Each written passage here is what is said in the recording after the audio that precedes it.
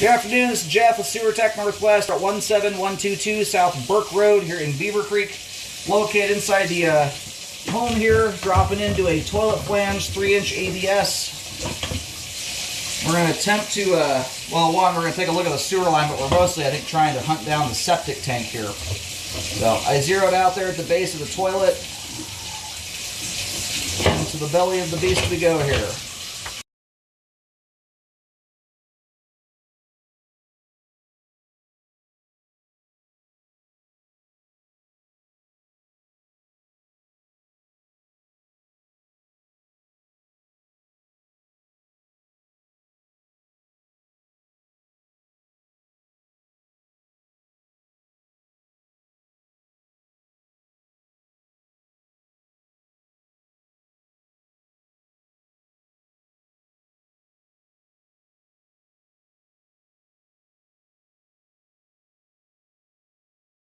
Now this is a beautiful example of how to treat a septic line. Rarely, I mean, most know you're not supposed to put cooking oil and grease down them. This person took that to heart like you're supposed to. This thing is absolutely spotless. And this right here would appear to be, that looks like our 90-degree drop into the tank here. So we're gonna, normally I've got a little more standing water that comes up to this point, but I'm gonna go locate and see where we're currently sitting at. All right, well, I think whoever came out here last time actually did find it. This looks like where the ground's all busted up. I hate going around these hard turns like this. Yeah, you got standing water right there. You can see it. So I almost don't trust it. Although we don't have any interference out here like we typically do in the city from power lines, my depth right now I'm getting right here it's jumping between 9 foot 8 inches and 10 feet deep. So I'm assuming this, I mean, look at how hard this thing dives though. So that does explain the depth on that. I would hope the riser is not that deep, but I put a white arrow right where I stopped there. Usually the tank lid, most septic guys know this, the tank lid's going to usually be about 4 or 5 feet away from that, from the inlet.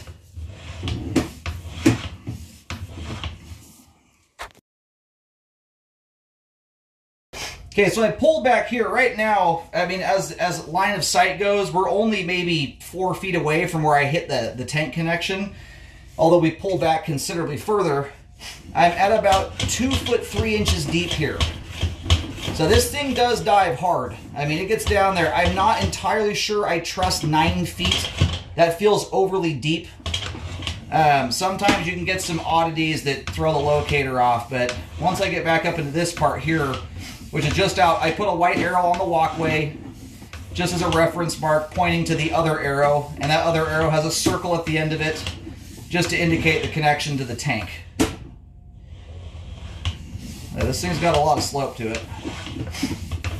Thing functions beautifully. I mean, it's a miracle when you can get slope like this. It's updated and spotless clean. So it's just, I'm not entirely sure what to make of that. As far as where that riser is going to be for the tank lid, I'm hoping it's not way the heck down there, but whoever was out here busting up the ground looks like they were doing it in about the right spot. Anyway, sewer line leading all the way out to the tank there. Great condition, spotless clean, functions beautifully.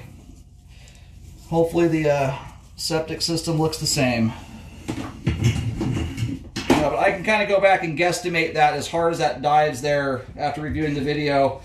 I mean, you're probably at, I would imagine, as much as that drops off after I got that 2 foot 3 inch deep mark or locate, you're probably diving down at least another 4 or 5 feet or so. So it's down there. That's to the connection to the tank, not necessarily the lid.